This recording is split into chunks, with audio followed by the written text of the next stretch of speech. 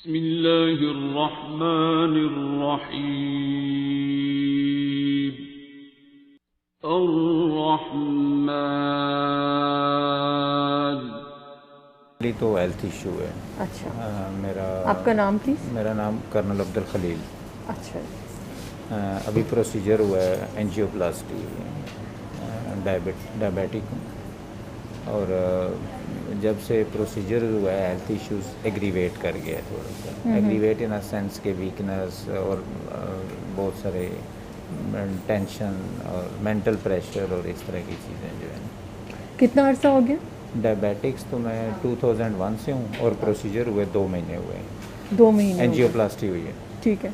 और उस वक्त इंडिकेशन क्या बनी थी? कोई एक्यूट अटैक था, क्या था उस वक्त? जी, मतलब उस वक्त क्या हुआ था? 2 महीने पहले आप सिम्टोमेटिक हुए थे ज़्यादा या कोई एक्यूट फेज आई थी या क्या हुआ था? चूँकि मैं डायबिटिक था तो मैं रेगुलरली सारे टेस्ट कराता था without any problem. Once a year ETT और बाकी सारे, तो ये ईटीटी में थोड़ा पॉजिटिव प्रॉब्लम आई थी। ठीक है। ये कोई 7th 8th की ईटीटी थी रेगुलर में। वो ईटीटी पॉजिटिव आई तो फिर उस पर मैंने एको कराई और उन्होंने कहा कि एंजियोग्राफी कर लेते हैं। तो एंजियोग्राफी के दौरान इस्टेब्लिश कि एक स्टेंट की ज़रूरत है, एक साइड से कोई कॉम्प्लिकेशन है, उसमें उन्होंने डाली। एज सच मुझे कोई प्रॉब्लम नहीं हुआ, लेकिन अभी प्रोसीजर के बाद ये लेफ़्ट बैक में मुझे पेन होता है, शोल्डर्स में पेन, वीकनेस, वो जो एक मेंटल स्ट्रेस है वो काफ़ी एग्रीवेट कर गई है। वीकनेस बहुत ज़्यादा हो गई है। तो this is the major issue जो है। ठीक है। पहले आपकी डॉक्टर साहब से बात हुई थी? मेरी इनसे बात हुई थी, उन्होंने दुआ तो आपको करा दी होगी? दुआ कराई थी। फिर मेरे साथ मेरी मिसेज है, बेटी है, इनकी बात हुई तो फिर उन्होंने बेटी को कहा कि आप आएँ मेरे पास ना आज के लिए। ठीक है। तो यहाँ सही। बुलाया था। कैसा लगा दुआ करके? क्या एक्सपीरियंस है? इनसे नहीं हुई मेरे साथ। अच्छा, आपने नहीं अभी दुआ की? आपने तो की थी। जी, मेरा तो मैं फेसबुक पे और इनका ना लाइव तो मैं देखती रहती हूँ, उसमें शामिल होती रहती हूँ। फिर कैसा लगा दुआ करके? बहुत कुछ सीखने को मिला। बहुत ऐसी चीज़ें हैं जो हमें बहुत देर से समझ आती हैं, या कुछ दूसरों के मसले मसाइल हैं उनमें हमें अपने भी नज़र आते हैं। जब मैं इनका सेशन सुनती हूँ कुछ तो बहुत सारी चीज़ों की इंफॉर्मेशन हो जाती है। डायरेक्शन चेंज हो जाती है। बिल्कुल। इनफैक्ट आपकी अप्रोच चेंज हो जाती है, डायरेक्शन शायद छोटा ना हो, अप्रोच बदल जाती है। जो हम समझना चाहते हैं ना, या जो हम कहना चाहते हैं हम कह नहीं सकते, या हमें कुछ वो बहुत सारी, और ज़्यादातर तो मैंने यही देखा जब मैं इनके सेशन सुनती हूँ तो बहुत सारे लोगों के बातों में हमारे कुछ अपने भी ऐसे मसले होते हैं, उनका भी हमें अंदाज़ा हो जाता है इससे। उस दुआ में तो बहुत सुकून है। लेवल ऑफ बिलीफ जो है वो आपका इंक्रीज हो जाता है, आपका लेवल ऑफ बिलीफ एनहांस हो जाता है। ऐसे ही है, बिल्कुल ऐसे ही है। जो है ना, बात करने वाले भी बहुत हैं, बात सुनने वाले भी बहुत हैं, बात को पिक करना और वो बात पे कायम हो जाना वो बहुत कम लोग होते हैं। तो वो एक चीज़ जो है आपकी, वो आपको डायरेक्शन क्या, आपकी अप्रोच हर चीज़ चेंज कर देती है। वो है, ऐसे ही होता है। आपने कर्नल साहब से या इन बच्चों से पूछा क्यों आए हैं, क्या मसला है इनका? कर्नल साहब ने तो सर अपना बताया था थोड़ा सा। उन्होंने कहा था कि उन्होंने एक्सपीरियंस किया, उन्होंने अपना बताया, बाकी उन्होंने कहा था मुझे डॉक्टर साहब ने बुलाया, मैं उनके लिए आई हूँ। नहीं, मैंने नहीं बताया। उन्होंने कहा था आज की दुआ में आए तो इसलिए उनका जी मैं आई। कैमरे में ना लेना, आप ही अपना बताओ, नाम बताए बगैर ही बताओ। अस्सलामुअलैकुम। ऊंचा बोलना, सारे सुने।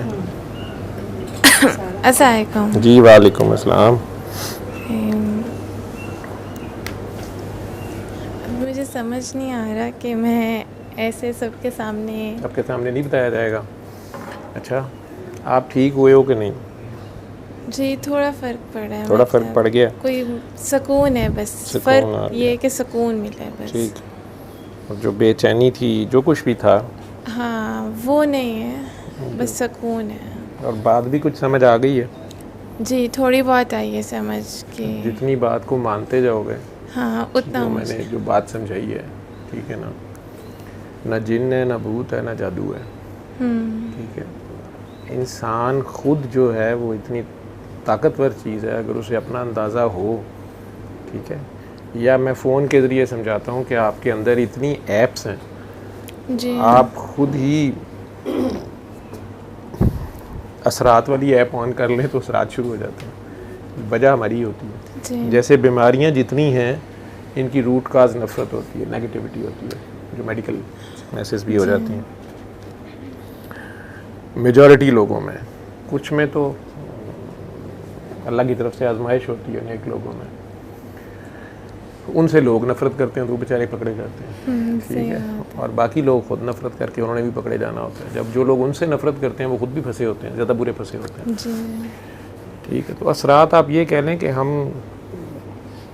एक दूसरे पे हमारे असरात ज़रूर हैं, लेकिन सबसे ज़्यादा हमारे ऊपर अपना असरात है। हमारे अपने ऊपर सबसे ज़्यादा हमारी सोच जो है वो कितनी फोकस्ड है अल्लाह पे। जैसे आप एक सादा सी एग्ज़ाम्पल मैं आप लोगों को दे देता हूँ, इस कॉम को तो इसे लाइव कर दे जाए कि आज से तकरीबन 10 साल पहले डेंगू फीवर की वबा आई थी जी और इतनी खौफ व हरास थी। इवन डॉक्टर्स, नर्सेज, मुझे याद है हमारी स्टाफ नर्स थी, उसने चंद दिन ड्यूटी की थी आईसीयू में, तो वो रोज़ उसने शोर डाला हुआ था कि मेरी आईसीयू में क्यों ड्यूटी लगाई है, मुझे डेंगू हो जाएगा, डेंगू का पेशेंट आएगा तो मुझे डेंगू ना हो जाए। उसके जहन में वो कांगो फीवर शायद उसने पढ़ा था या कुछ भी था कि शायद पता नहीं हवा से ही उड़ के लग जाएगा या किसी तरह भी हो जाएगा, लेकिन दहशत ही बहुत ज़्यादा थी, खौफ बहुत ज़्यादा था वो बेचारी। और हम अभी कह रहे थे कि अभी तो पाकिस्तान में, ये लाहौर में नहीं है, ये शायद कम है। बाद में वो चंद दिन बाद उसने ड्यूटी चेंज ही कराई है और चंद दिन बाद वो शायद कार्डियोलॉजी में एडमिट हुई। पहले वहाँ चेस्ट पेन और बैक एक और फीवर शायद उसे बहुत ज़्यादा था या क्या था मुझे याद है। बहरहाल वहाँ से वो इधर शिफ्ट हुई, रेफ़र हुई, हमारे पास ही आई और उनके जब टेस्ट देखे गए तो डेंगू सस्पेक्ट किया गया और वो हमारे आईसीयू में वो खुद डेंगू का पहला पेशेंट बन गई जिसको कह रही थी और बेचारी फौत भी हो गई। अब जो ही उन्हें डेंगू का पता चला 24 घंटे में फौत हो गई, ठीक। खौफ खुद इतनी पैरालाइजिंग चीज़ है कि इसके साथ आपका अपना डिफेंस मैकेनिज़्म भी आधे से ज़्यादा पैरालाइज हो जाता है। जैसे आपको अचानक रात को घर में कुंडियाँ ताले लगा के भी आप पड़े हुए हों, लेकिन ज़रा सा बाहर खटका हो और ये गारंटी हो जाए कि बाहर कुछ चोर डाकू हैं, ताले के साथ कोई लगा हुआ है, तो आपकी टांगें हाथ तो पहले ही कांपना शुरू कर देते हैं, हालांकि उसने कोई जरासीम नहीं छोड़ा आप पे, ठीक है। या सड़क के ऊपर रात को कब्रिस्तान के पास से गुजरते हुए ज़रा सी शां शूं की 2 आवाज़ें आ जाएँ पत्तों के चुरमनाने की, तो ये 3 हो गए, ये अलग है। अब 10 साल बाद भी डेंगू हो रहा है, गवर्नमेंट ने प्रोटेक्टिव मेजर्स, प्रिवेंटिव मेजर्स, लोग भी गाइड हुए हैं, वो सारा कुछ भी है, लेकिन अल्लाह का लाख लाख शुक्र है डेथ रेट भी उस तरह नहीं है। मैनेजमेंट भी कुछ सीखी लोगों ने, डॉक्टर्स ने भी सीखी, लेकिन बहुत से लोग उस वक्त भी खौफ के हाथों ओवर ट्रीटमेंट, और डॉक्टर्स भी ओवर ट्रीटमेंट, मेल ट्रीटमेंट के हाथों भी बहुत सी कॉम्प्लिकेशंस हुई। सिमिलरली कोरोना के साथ लास्ट ईयर से पाकिस्तान में फरवरी मार्च से शुरू हुआ 2020 से, और अब तक कई बार सर्जेस आई, अल्फ़ा, बीटा, डेल्टा जो भी आते गए, लेकिन अल्लाह का लाख लाख शुक्र है कि आहिस्ता आहिस्ता जो एक्स्ट्रा फियर था, एहतियात अपनी जगह है, फ्लू हो जाता है, कई तरह का होता है, हमारी ज़िंदगी में होता है, तो जिसको तो मौत जहाँ है ही मर्ज़ुल मौत के तौर पे है, तो कोरोना या कोई बीमारी किसी को नहीं मारती, बीमारी मौत का सबब नहीं होती, मौत बीमारी का सबब होती है। मुसलमान को ये समझना चाहिए, अगर तो मर्ज़ुल मौत है और मौत आ ही गई है तो फिर उसे कोई नहीं रोक सकता, ना कोई डॉक्टर, ना कोई दुआ, ना कोई तरीका, अल्लाह का हुक्म है। अलबत्ता हमारे लिए पहचान का खेल होता है कि हम डाल देते हैं कोरोना ने मार दिया, फ़लाँ ने मार दिया, ज़िंदगी मौत अल्लाह के हाथ होती है। फ़ियर कम हुआ है तो काफ़ी हद तक लोग रिकवर कर रहे हैं, ज़्यादा एहतियात भी कर रहे हैं। जो सिक हो रहे हैं वो उतने सिक नहीं हो रहे, लोगों में वो खौफ कम हुआ तो उनकी इम्यूनिटी ज़्यादा डेवलप हो गई, वो लड़ने के काबिल हो गए, ठीक है। और अभी भी मेल ट्रीटमेंट से ज़्यादा लोग मर रहे हैं, undue steroids, undue drugs, undue antibiotics शुरू होते हैं, पेशेंट उसकी कॉम्प्लिकेशंस में जाता है और सफ़र करता है।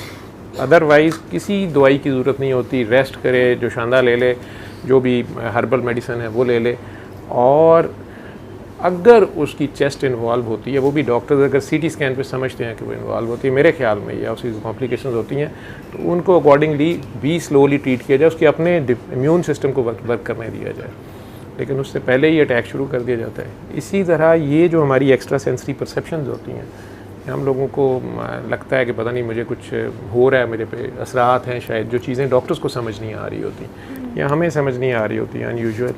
जिन लोगों को नहीं पता होता वो आपको कहते हैं जी आपको असरात हैं, जिन है, भूत है, जादू है और पता नहीं क्या कुछ है, ठीक है।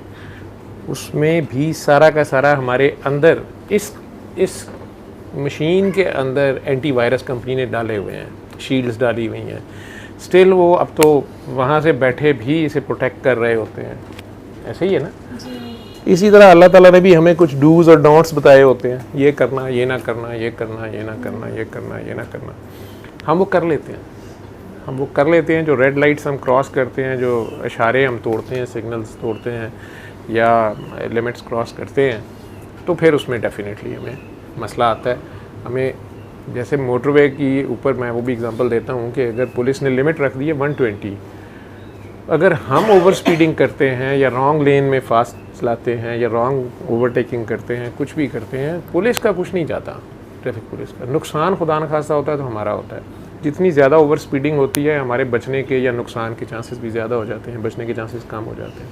इसी तरह अल्लाह ने जिन चीज़ों से मना किया होता है, हम वो जब कर लेते हैं, वो रास्ता मुड़ लेते हैं, तो कई बार तो उन असरात में फंसे होते हैं। जैसे यही कहा गया कि आपस में प्यार करो, मोहब्बत करो, रवादारी करो, सिला रहमी से काम लो, कता रहमी ना करो। इसका मतलब है कि जो एक यूट्रस के बच्चे हैं उनका भी आपस में लिंक होता है, कोई आपस में उन्होंने एक दूसरे को सपोर्ट करना होता है, ना सिर्फ सोशली या मॉरली, वो स्पिरिचुअल लेवल पे भी कोई सपोर्ट होती है, माँ बाप की भी सपोर्ट होती है। डोंट डू उसको पता ही आपको रास्ते में लगे कि आपको, आप कह रहे हैं ना कि अल्लाह ने आपको बताया होता है कि आपको ये करना है, ये अब बंदे को पता ही रास्ते में लगे, भाई वो बीच अपने सफ़र में पहुंच के उसको तब रियलाइज़ होगा अच्छा डोंट रिड्यूस में, तो तब तक तो सब काम ख़राब ही हो चुका होता है ना, मतलब तब तो उसके मामला बहुत ही, फिर दोबारा वही एनर्जी आपके अंदर है।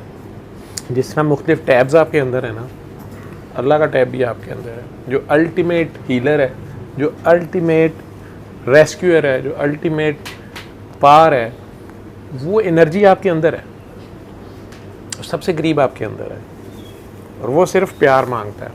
वो कहता है मेरे से शदीद प्यार करो। अब वो प्यार उससे जो करना है वो दुनिया की नज़र आने वाली किसी भी चीज़ से ज़्यादा हो। आपको उसकी खातिर कुछ भी सेक्रीफाइस करना पड़े तो आप करें, छोड़ना पड़े तो छोड़ें, ये मांगता है। लेकिन इवन देन माइनर सही, आप उसको देखते ही हैं, प्यार आप में अभी है या नहीं है, ठीक है, आप वो प्यार की समझ है नहीं है, आप अभी अपने फेवरेट खिलौने छोड़ने पे तैयार हैं नहीं हैं, लेकिन आप ट्रैप होने के बाद अगर आप परेशानी में, मुसीबत में माँ को पुकारते हैं, तो माँ आपको रिस्पॉन्ड करती है, चाहे साथ लानत मलामत शुरू कर ले, डांट डपट शुरू कर ले, लेकिन करती तो कुछ ना कुछ है। वो जो 70 माँ से ज़्यादा प्यार करता है, वो तो डांट डपट भी अभी नहीं कर रहा, वो तो बार बार कह रहा है तुम मेरी तरफ आओ तो सही, मेरी तरफ आओ तो सही। वो जो रहमानियत का आंसर है वो हमारे अंदर ही है। अब उस रहमान से अगर आप जुड़ते हैं और वो कहता है कि मेरे कहर के ऊपर भी, मेरे गुस्से के ऊपर भी, मेरे गज़ब के ऊपर भी जो है वो मेरी रहमत हावी है, वो गुनाहगारों के लिए ही रहमान है ना, ठीक है। तो जिस वक्त आप उससे वापस जुड़ते हैं तो वो यू टर्न शुरू हो जाता है। आपने जाना था इस्लामाबाद, आपको ठोकर लगी ठोकर से, और आप निकल गए सीधे साहिवाल, ठीक है। उकाड़ा जा गया, आपने किसी से पूछा कि जनाब इस्लामाबाद नहीं आ रहा, किसी ने आपको बता दिया या कोई आपको रास्ता दिखाने वाला मिल गया, उसने कहा जी यहाँ से यू टर्न लें। अब वो यू टर्न लेते साथ तो इस्लामाबाद नहीं आ जाता। आप पहले आपको समझ भी नहीं आती ये क्या हो गया, फिर आप ठोकर पे पहुँचते हैं तो आपको ठोकर याद आती है, ओहो यहाँ से लिखा भी हुआ था लेफ़्ट साइड, ये मैंने नहीं समझ आई। मैंने कहा उल्टे हाथ कैसे, इस्लाम तो सीधे हाथ आना है। तो अकल में भी फंस जाता है ना बंदा। कई बार इस्लामाबाद की भी ज़िद होती है, उल्टे हाथ ही आता है, ठीक है। हमारा उल्टा सीधा जो है ना वही सीधा उल्टा हो जाता है, खुद ही हो जाता है। अब आप लेफ़्ट हैंड मुड़ते हैं तो पहला बोर्ड नज़र आता है इस्लामाबाद 373 किलोमीटर, अभी 373 किलोमीटर, लेकिन अगर सीधा जाएंगे तो सीधा मोटरवे पे जाएंगे तो आखिरकार इस्लामाबाद आ जाएगा। लेकिन अगर फिर दरमियान में हमने कहा कि नहीं लिल्ला बाबा जी से मिलते जाएं, ठीक है, और बाबा जी ने वहाँ रख लिया हमें, ठीक है, तो फिर हम वापस वहाँ से ख्याल आया अब सुबह क्या इस्लामाबाद जाना है, लाहौर ही चलते हैं, ठीक है। बाबा जी भी बड़े ख़तरनाक होते हैं ना, ठीक है, लेकिन ये वापस इस्लामाबाद भेज देते हैं आखिर में, दो के दोबारा नहीं बंदे को ठोकर लगती है, लग भी जाए तो कम से कम रास्ता समझा देते हैं कि अब आना कैसे। ये तो एहसास हो गया है कि किधर को जाना है, अल्लाह है, कहाँ है, एहसास, एक एहसास है तो फिर वो पास है, ठीक है। यही आपके ज़िंदा होने का सबूत है, क्योंकि एहसास ज़िंदा को होता है, मुर्दा को नहीं होता। मुर्दे को कोई एहसास नहीं होता, मुर्दे को आप सुई चबोलें, मुर्दे को आप टीका लगा दें, ऑपरेशन कर दें, मुर्दा तो पड़ा रहेगा, हिलेगा भी नहीं आगे से, उसको कोई एहसास नहीं। मुर्दे पे आप फूल फेंकते रहें, उसे वो भी नहीं एहसास, जो मर्ज़ी कर लें वो मुर्दा है, ठीक है। जो अल्लाह कह रहा है नबी इनके दिल मुर्दे हैं, इनको छोड़ दे, इनके दिल मुर्दे हैं। या बुल्ले शाह कह रहा है बुल्ले शाह सा मुर्दे वेखे, पहला शेर समझ के बंदा कहता है शायद कहीं मॉर्चरी में चला गया या कब्रिस्तान चला गया, खांदे पींदे नाले टुरदे देखे। तो ये किन मुर्दों की बात हो रही है? जो एपरेटली लग रहा है कि ज़िंदा इंसान है, लेकिन एहसास से आ रही हैं, ठीक है, एहसास से आ रही हैं, उन्हें अल्लाह का एहसास ही नहीं है, वो दूसरों पे भी जुल्म कर रहे हैं, अपनी जानों पे भी जुल्म कर रहे हैं, अपनी मौज मस्तियों में मस्त है, ना अल्लाह की परवाह है, ना नबी की परवाह है, ना घर वालों की परवाह है, ना अंजाम का खौफ है। अगर एहसास है तो फिर वो पास है, एक एहसास है, वो आप कह रही हैं, ठीक है। अगर फिर मैं खाली कमरे में भी बैठा हूँ, कोई भी ना देख रहा हो, कोई भी गलत काम करने लगूँ,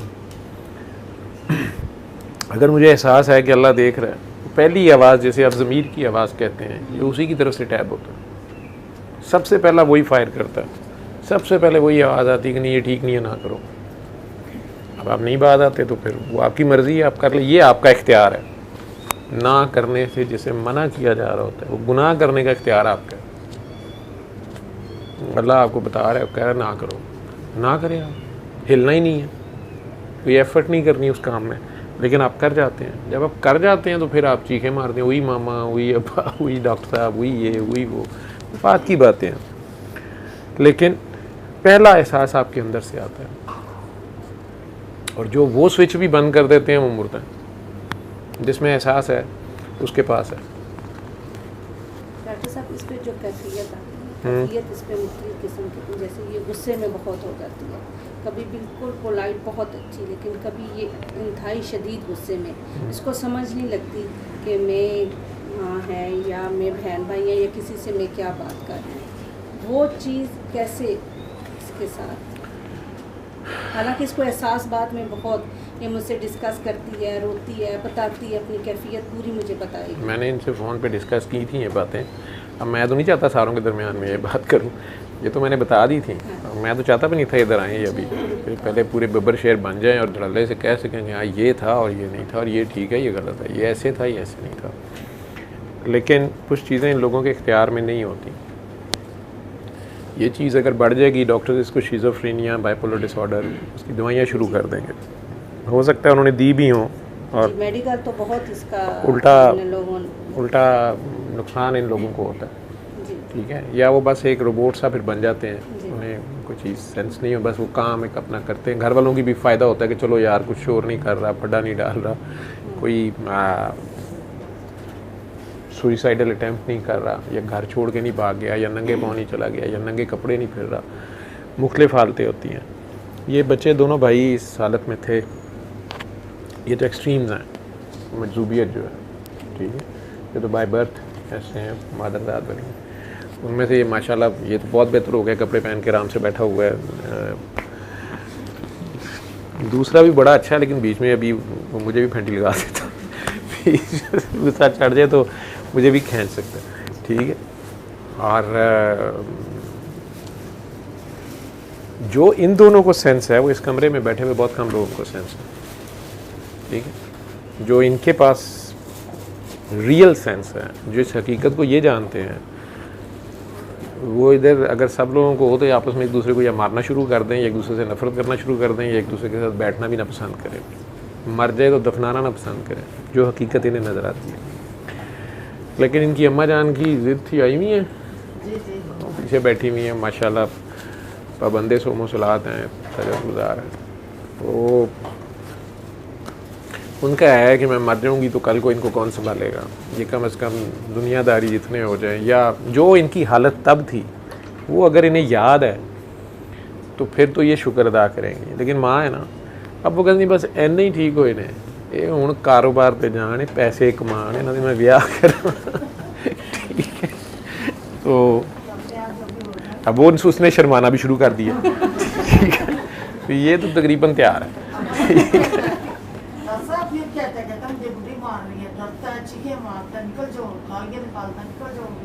ये वाला बड़ा वाला। अच्छा, फिर बुढ़ी आ गई है। अच्छा, और भाभी की जान छोड़ दी है जिसको फेंटी पड़ती थी, भाभी से सुलह हो गई है, चलो शुक्र है। भाभी इनके घर आई थी तो उस बेचारी की जान अजाब थी,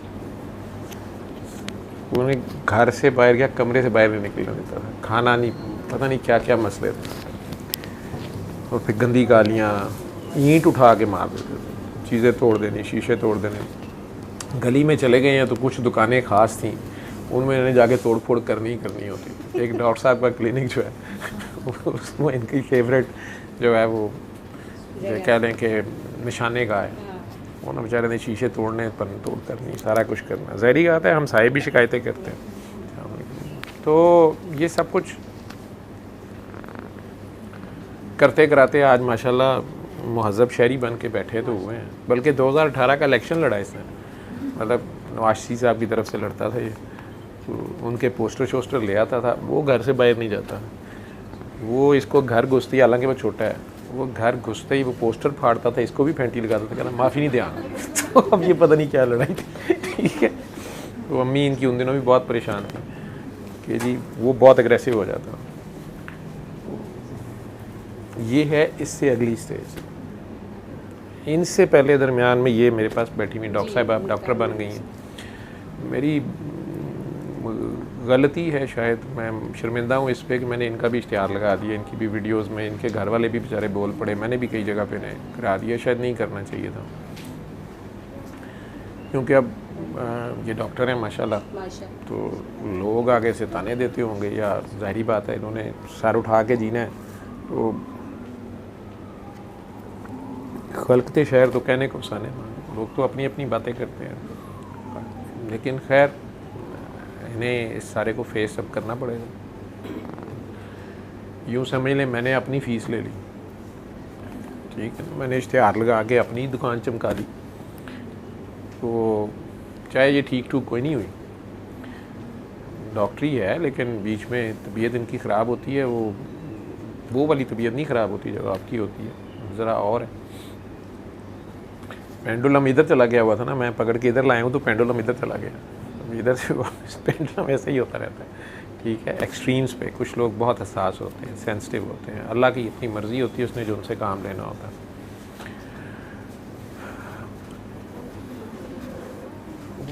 मैं तो कुर्बानी के बकरे नाम रखा होता है इनका। हसास तबीयत होते हैं, अमूमन माओं ने दुआ मांगी होती है, अभी बच्चा माँ के पेट में होता है, खुद ही दुआ मांग देती हैं, या अल्लाह ये तेरे राह पे हुए। अल्लाह की राह पे तो ज़ाहिरी बात है, कुर्बानी का बकरा आपने कुर्बानी दे दी, अब वो कुर्बानी के बकरे से जो मर्ज़ी सलूक करें। ये चलती फिरती दुआ होते हैं ये लोग, इन्हें एकदम गुस्सा आता है या एकदम पोलाइट हो जाती हैं, आप कह रही हैं, कभी बहुत अच्छा मूड होता है। डॉक्टरी में तो वो कह देंगे जी मूड स्विंग्स होते हैं, बाइपोलर डिसऑर्डर है। बहुत समझदार है हमारे जो घर आप सबसे ज़्यादा समझदार हो जी, मतलब हमें से मशवरा, घर में कोई भी चीज़ पूछो, मेरा